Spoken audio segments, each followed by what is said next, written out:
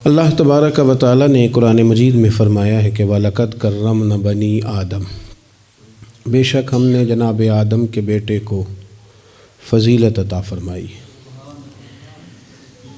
کرامت کا تاج عطا کیا ہے، اشرف المخلوقات بنایا ہے، ساری مخلوق سے زیادہ اس کو عزت عطا فرمائی ہے۔ انسان ہونے کے ناطے تمام انسان نہ صرف یہ کہ برابر ہیں بلکہ قابل احترام ہیں۔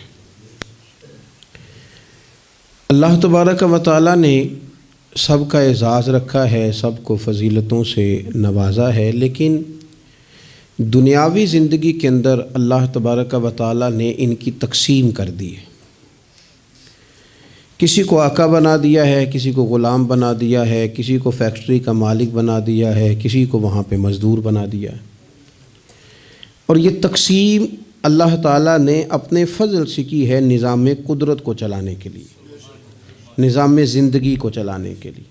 اور قرآن مجید فرماتا ہے نحن قسمنا بینہم معیشتہم فی الحیات الدنیا، ہم نے دنیاوی زندگی میں ان کی معیشت کو تقسیم کر دیا، ان کے درمیان معاملات کو تقسیم کر دیا ہے، خود اللہ نے کیا۔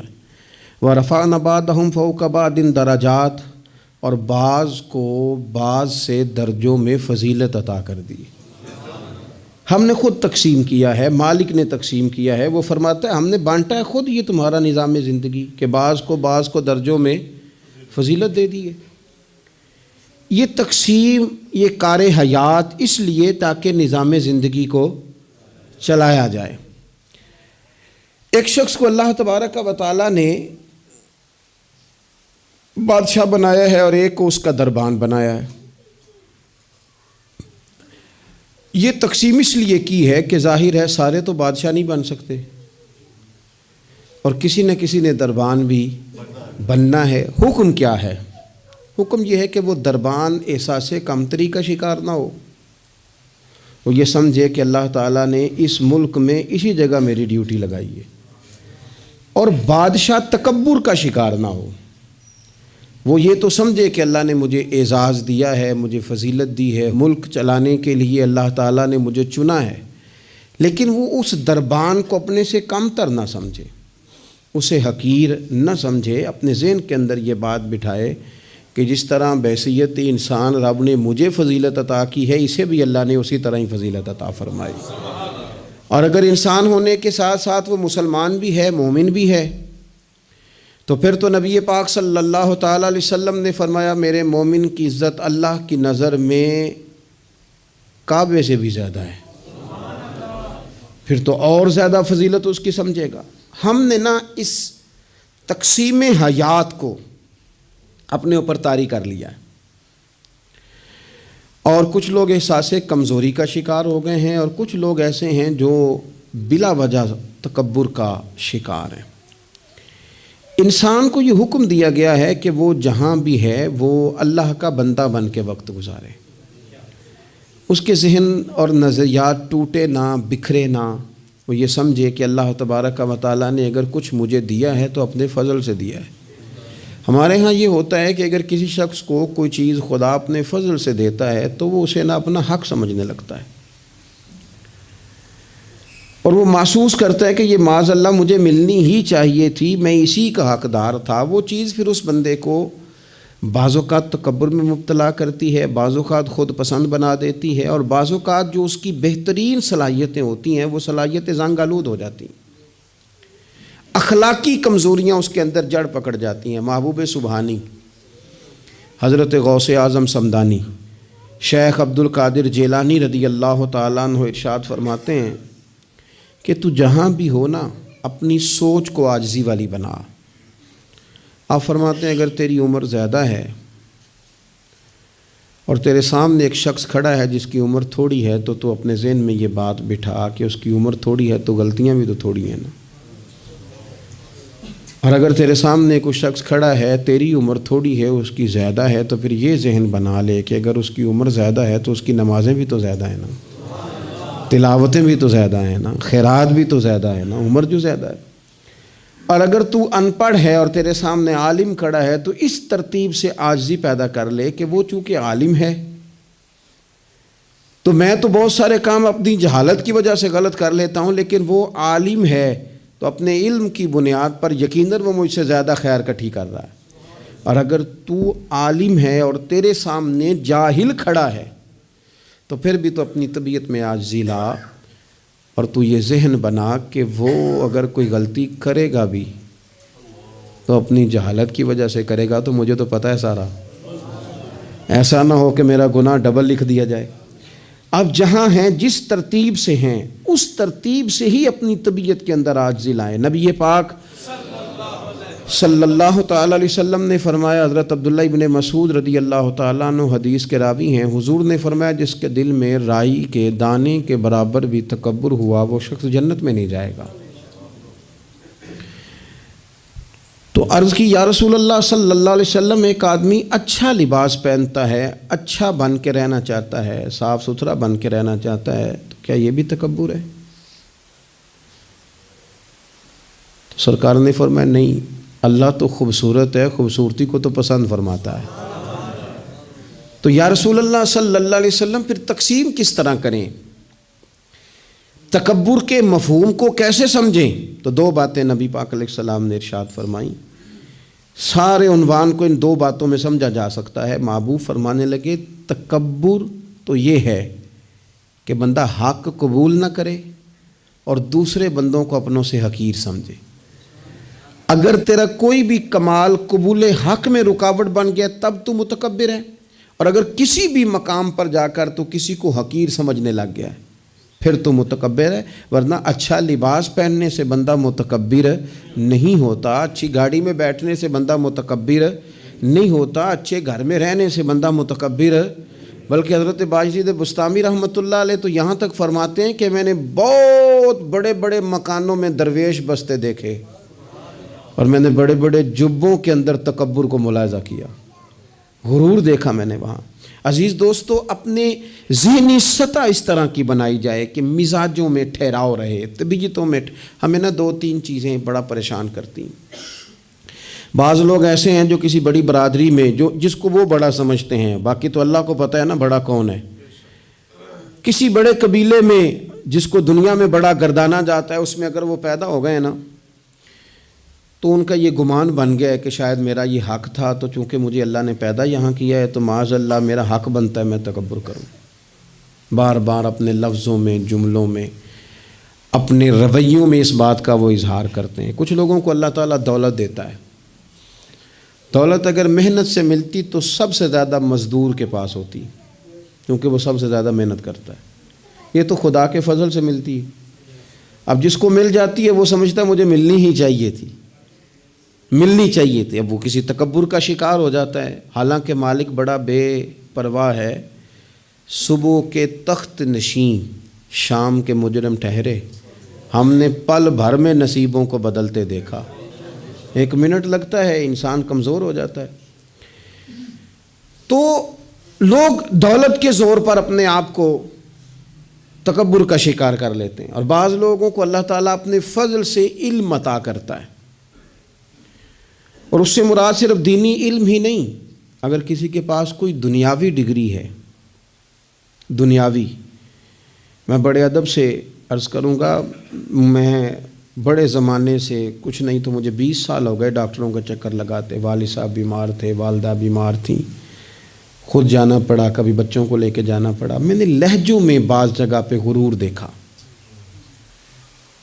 لہجوں میں، یعنی ڈاکٹر کے دو میٹھے بول نا بندے کی طبیعت ٹھیک کر دیتے ہیں، لیکن وہ اس کے لہجے میں، اب چونکہ وہ ڈاکٹر ہے، اور جناب مجھے تکلیف ہے، میں ذرا جلدی چیک کرانا، سب کو تکلیف ہی ہوتی ہے، سارے تکلیف سے ہی آتے ہیں، باہر بیٹھو دیکھ لیتے ہیں۔ علم اس کا نام ہے کہ دوسروں کو جاہل سمجھا جائے؟ علم اس کا نام ہے کہ آپ کو شعور ہی نہ آئے؟ علم تو آگہی سکھاتا ہے۔ اگر کوئی عالم ہو کر اپنی ماں کے پیر نہیں دباتا تو پھر اس کے علم نے اسے کچھ بھی نہیں سکھایا، اس کے علم نے اسے کچھ بھی نہیں بتایا۔ اگر عالم ہو کر اپنے باپ کا حیا نہیں کرتا تو پھر یہ کورس ہیں، اس نے لفظ سیکھے ہیں ایڑے ترچھے، اسے سمجھ ہی نہیں آئی لوگوں سے پیار کیسے کرنا تھا۔ آپ کی چیزیں آپ کے اندر روشنی پیدا کریں، آپ کا شعور آپ کو تازہ کرے۔ دیکھیں نا، جتنا پھل زیادہ لگ گیا ٹہنی اتنی جھک گئی۔ حضرت عبداللہ بن عمر رضی اللہ تعالیٰ عنہ اور حضرت عبداللہ بن عمر دونوں بیٹھے تھے۔ ایک صحابی ہیں عبداللہ بن عمر بن عاص رضی اللہ تعالیٰ عنہ، اور ایک سیدنا فاروق اعظم کے بیٹے ہیں جن کو عبداللہ بن عمر کہا جاتا ہے۔ دونوں بیٹھے تھے۔ عبداللہ بن عمر اٹھ کے چلے گئے تو عبداللہ بن عمر نے رونا شروع کر دیا، دیر تک روتے رہے۔ اللہ کرے کسی کو کوئی ایسا یار ملے جسے مل کے بندہ روئے۔ ایک باری میریاں اکھیاں چوں اونا نے اتھرو پونجے سن، ہن تے چسکا پہ گیا رونے دا تے ہر ویلے آہو زاری دا۔ وہ چلے گئے، انہوں نے رونا شروع کر دیا، روتے جا رہے ہیں۔ بچوں نے کہا کیوں روتے ہو؟ کہنے لگے یار وہ عجیب بات بتا گیا ہے۔ وہ کہتا ہے میں نے حضور علیہ السلام سے خود سنا ہے کہ جس کے دل میں رائی کے دانے کے برابر تکبر ہو جنت میں نہیں جائے گا۔ روتا ہوں، انسان ہوں، کبھی کوئی بات ہو ہی جاتی ہے، کبھی کوئی پریشانی ہو ہی جاتی ہے، پھر اپنے ارد گرد والوں سے کہنے لگے دعا کرو رب عاجزی کی توفیق دے دے، اللہ بڑے بول سے بچا لے۔ عزیز بھائیوں، مزاجوں کے اندر حضرت شیخ سعدی رحمۃ اللہ علیہ، میں نے کچھ لوگوں کو دیکھا ہے اگر کوئی نیک کام کر لیتے ہیں نا تو پھر وہ کہتے ہیں چونکہ میں نے کیا لہذا ساری دنیا فوراً یہ کرے۔ آپ یہ کیوں نہیں سمجھتے کہ رب نے آپ کو توفیق دی ہے تو آپ عاجز ہو جائیں اللہ کے بندے، آپ عاجزی اختیار کریں۔ وہ کہتے ہیں چونکہ میں کرتا ہوں لہذا میں اب اتنا بڑا آدمی ہوں تو فلانے بندے تو ٹھیک ہی نہیں۔ حضرت سعدی شیرازی کہتے ہیں کہ تہجد کا ٹائم تھا، پرانے زمانے میں نا لوگ مسافر اکثر رات مسجدوں میں آ کے گزارتے تھے، تو کہتے ہیں مسجد میں لوگ سوئے ہوئے تھے سارے، تہجد کا ٹائم تھا، میں تہجد کی نماز پڑھ رہا تھا، میرے والد بھی ساتھ تھے، تو میں نے اپنے ابا جی سے کہا یہ دیکھو کتنے بد نصیب ہیں، نفلوں کا ٹائم ہے اور یہ سوئے ہوئے ہیں، کتنے بد نصیب ہیں، میں تہجد پڑھ رہا ہوں، اللہ اللہ کر رہا ہوں، یہ سوئے ہوئے ہیں۔ تو فرماتے ہیں میرے والد کہنے لگے کاش تو بھی سویا ہی رہتا، لوگوں کے کپڑے تو نہ پھاڑتا، کاش تو بھی، تیرا سونا ہی بہتر تھا، اس تہجد سے تو سویا ہی رہتا تو بہتر تھا، کپڑے تو نہ پھاڑتا لوگوں کے۔ او خدا کے بندے اگر تو نے پڑھی ہے تو تیرا اور رب کا رشتہ ہے، اس کی بنیاد پر تو دوسروں کو حقیر جاننے لگ گیا ہے، اس کی بنیاد پر علم پڑھے دا مان نہ کریے ماتا کھی میں پڑھیا، او جبار کہار کہاوے متے روڑ دیویں دودھ کڑیا۔ تھوڑا سا اپنے طبیعت میں عاجزی پیدا کر۔ یہ تو دیکھیں نا کتنے بڑے بزرگ ہیں، حضرت فضیل بن عیاض، 60,000 لوگوں نے حج کیا، حضرت کے بھی وہ حجوں میں بہت 21واں 22واں حج تھا۔ کسی نے پوچھا حضور اس سال حج کے بارے میں آپ کا کیا خیال ہے؟ تو آپ فرمانے لگے جتنے بھی حاجی آئے سارے ہی نیک تھے، حج ضرور قبول ہوگا، اور اگر کسی وجہ سے کوئی کمی رہ گئی تو وہ میری نحوست کی وجہ سے رہ جائے گی، اس لیے کہ ان میں سب سے زیادہ گناہ گار میں ہی ہوں، میری وجہ سے کوئی رہ گئی تو رہ گئی، ورنہ تو امید ہے خدا فضل ہی فرمائے گا۔ آپ کے مزاج میں جب عاجزی ہوتی ہے کہ نا، اگر آپ کسی مقام پہ فائز ہیں تو وہ تو اللہ نے دیا آپ کو، تو اب تو آپ کو اس مقام پر جا کے بھی عاجزی ہی کرنی چاہیے تھی، اور اگر آپ وہ عاجزی نہیں کر رہے تو اس کا مطلب ہے آپ بہت ساری خطاؤں کا شکار ہیں۔ ہمارے زمانے میں نا ایک رواج آیا ہے کمزوریاں بیان کرنے کا، اور کمزوری اکثر وہ بندہ بیان کرتا ہے جو اپنے آپ کو کچھ سمجھتا ہے۔ لوگ ایک دوسرے کی کمزوریاں ڈسکس کرتے ہیں، بلکہ پہلے تو لوگ لوگوں کی کمزوریاں بیان کرتے تھے، اب جماعتیں جماعتوں کی کمزوریاں بیان کرتی، اب پارٹیاں پوری پارٹیوں کی کمزوری بات اتنی اجتماعیت تک چلی گئی کہ سوچے محدود سے محدود تر ہو گئی۔ اللہ تعالیٰ نے نا ایک دفعہ حضرت موسیٰ کلیم اللہ علیہ السلام سے فرمایا کہ آپ کی قوم میں جو سب سے نیک آدمی ہے نا اسے ڈھونڈ کے میری بارگاہ میں لائیں۔ حضرت موسیٰ علیہ السلام نے نا جس کو سب سے زیادہ نیک سمجھتے تھے اسے اللہ کے حضور پیش کیا، مالک یہ سب سے زیادہ نیک ہے، جسے حضرت موسیٰ کلیم نیک کہیں، وہ کتنا کو نیک ہوگا، یا اللہ یہ نیک ہے۔ حضرت موسیٰ علیہ السلام سے رب کریم نے فرمایا اب اس بندے کی ڈیوٹی لگاؤ کہ یہ اس قوم میں جو سب سے گناہ گار ہے وہ بندہ ڈھونڈ کے لائے۔ اگر یہ ڈیوٹی ہماری لگتی تو پھر تو اللہ خیر کرے، سارے گناہگار تھے ماں سوائے میرے، خدا مجھے ایسی خدائی نہ دے کہ اپنے سوا کچھ دکھائی نہ دے۔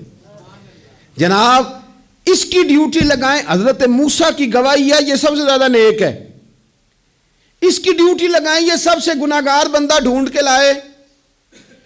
آپ نے ڈیوٹی لگا دی تو وہ عرض کرنے لگے حضور 3 دن کی مہلت دیں، میں بندہ ڈھونڈتا ہوں۔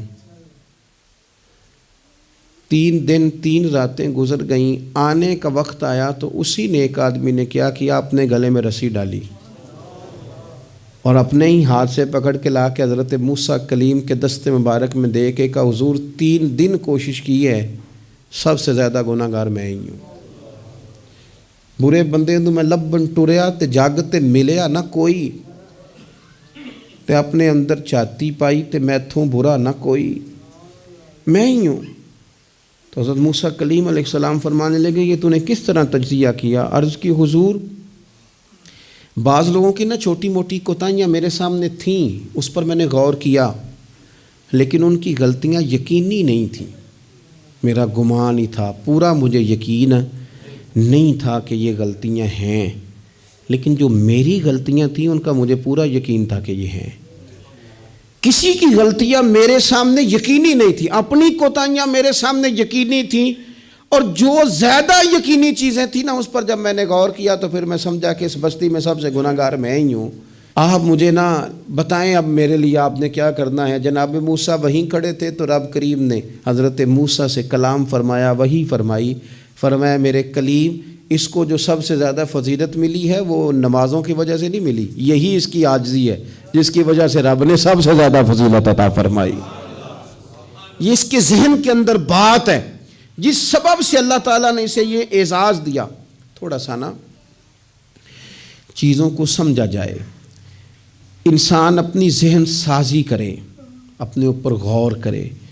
ہم اپنے آپ کو 2 4 5 چیزیں دیکھ کے تسلیاں دے کے بیٹھ جاتے ہیں کہ نہیں چھوڑ، تو ساری دنیا اتنی خراب ہے، تو فلانی نیکی بھی کرتا ہے۔ اس سے انسان کی روحانی زندگی کمزور پڑ جاتی ہے، اس کے افکار پہ میل کچیل چڑھنے لگ جاتی ہے، وہ آہستہ آہستہ کمزور ہونے لگ جاتا ہے۔ کچھ بھی فرق نہیں پڑتا، اگر طبیعت میں عاجزی آ جائے تو کوئی فرق، مثلا کیا ہو جائے گا اگر کوئی شخص تھوڑا بہت اگر کام کر لے، اگر کسی وقت وہ کوئی عاجزی اختیار کر لے تو کوئی اس سے فرق پڑ جائے گا۔ اور میں نے دیکھا سوسائٹی کا یہ ماحول بن گیا، وہ جناب تساں شاہ پر چکے ہے، اور بڑے اور انداز میں لوگ بات کرتے ہیں، اپنی طبیعتوں پہ بوجھ ڈالا جائے۔ ہمارے ہاں ایک لمبی لسٹ ہے ان لوگوں کی جن کی وجہ سے ان کے اپنے تکلیف میں، یعنی کیا مثلا کیا کہہ سکتا ہے بندہ؟ داماد کو کہہ سکتا ہے کچھ، لیکن اس نے مصیبت کھڑی کی ہوئی ہے، وہ بیٹی کو اور نواسوں کو لے کے آتا ہے تو دروازے پہ چھوڑ کے چلا جاتا ہے، کہتا ہے سٹیٹس ہی نہیں میرا۔ میں ایک جنازے پہ چلا گیا تو قبرستان میں ایک فیملی میں کسی کا انتقال ہو گیا، تو قبرستان میں ان کا داماد اپنے بردر ان لا سے سالے سے کہہ رہا ہے کہ وہ تم نے تو اپنے ابا کی قبر پہ تختی بھی نہیں لگائی، اتنے بھائیوں تختی بھی نہیں لگا سکتے۔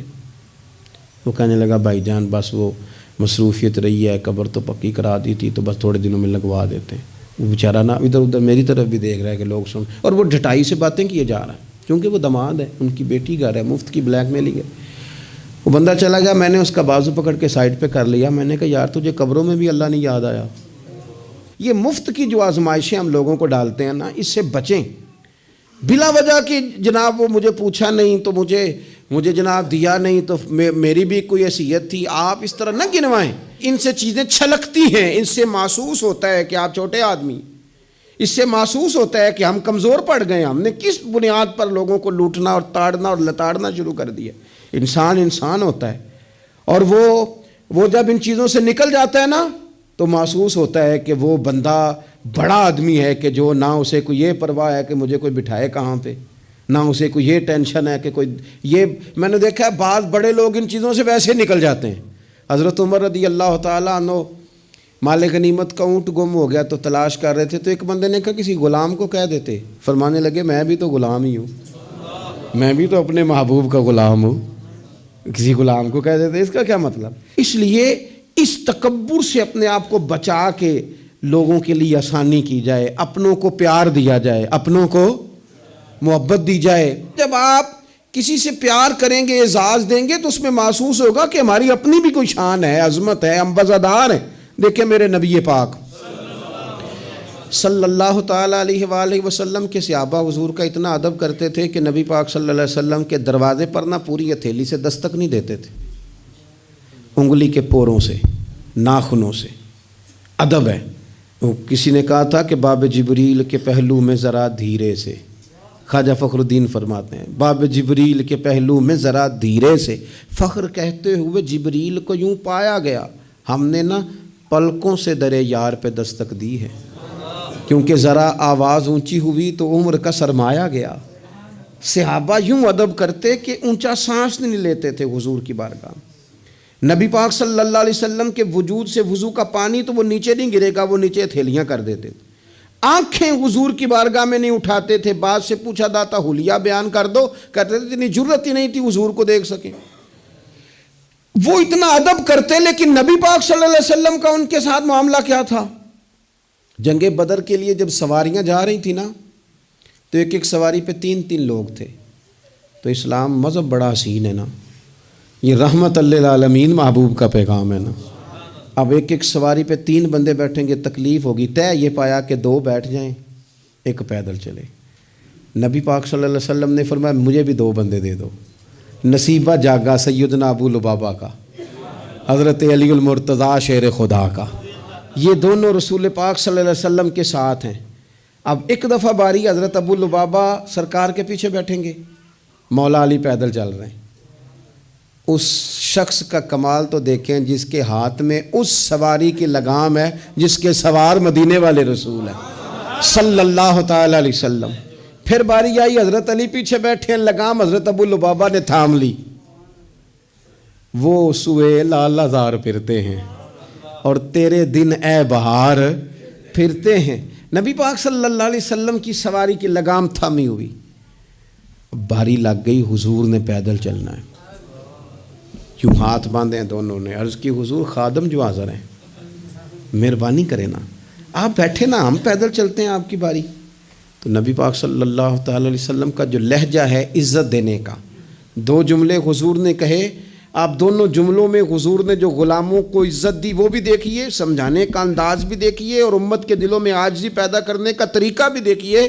حضور سید عالم علیہ الصلوۃ والسلام فرمانے لگے تم دونوں مجھ سے زیادہ طاقتور ہو، تم زیادہ طاقت رکھتے ہو کہ پیدل چلو، میں بھی چل سکتا ہوں۔ اور پھر فرمایا تم دونوں کو کوئی زیادہ اجر کی ضرورت ہے، میں نے بھی تو اپنے رب سے اجر لینا ہے نا، دین کے رستے میں چلنے کا میں نے بھی تو اجر لینا ہے۔ تھوڑی دیر ہوئی ایک آیا کالیاں زلفاں والا، تھوڑی دیر ہی ہوئی ایک آیا سی کالیاں زلفاں والا، وہ 2 گھڑیاں ہی میرے من وچ رکیا کر گیا نور اجالا۔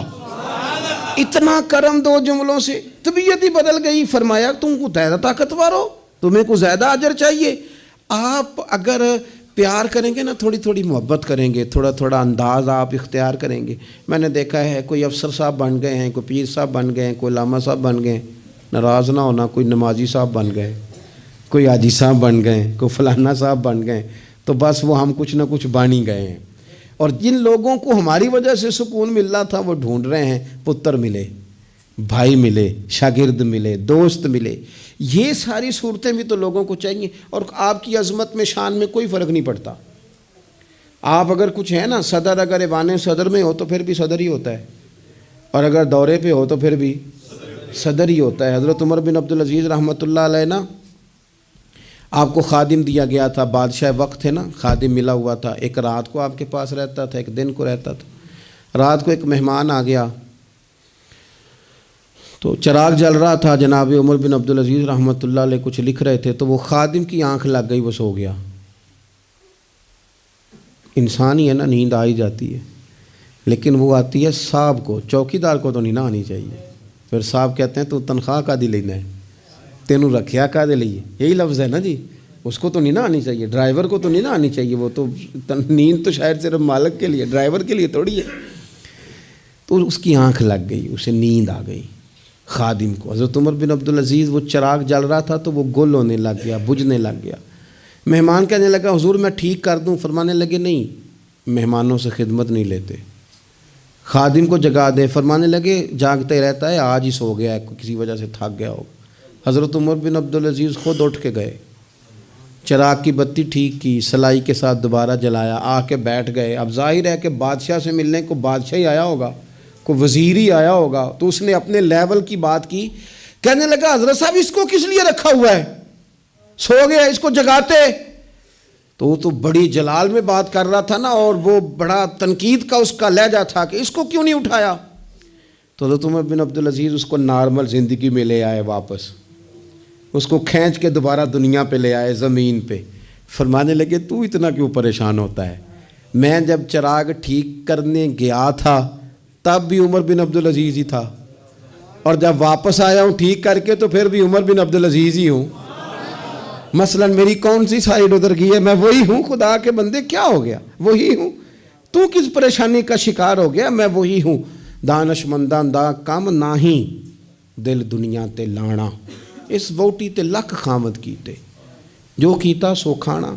بڑے بڑے عہدے ملتے ہیں دنیا, بڑے بڑے جاگیردار ہوتے ہیں, پھر وہ چلے جاتے ہیں. تو دانش مند آدمی دل نہیں لگا کے بیٹھ جاتا. اس لیے لہجوں میں عاجزی, انداز میں عاجزی, رویے میں عاجزی, بولنے میں عاجزی, بات کرنے میں عاجزی, کسی سے ملنے میں عاجزی, کسی سے لینے میں بھی عاجزی اور عطا کرنے میں بھی عاجزی, اور نظروں میں بھی عاجزی, ذہنوں میں بھی عاجزی, دل میں بھی عاجزی.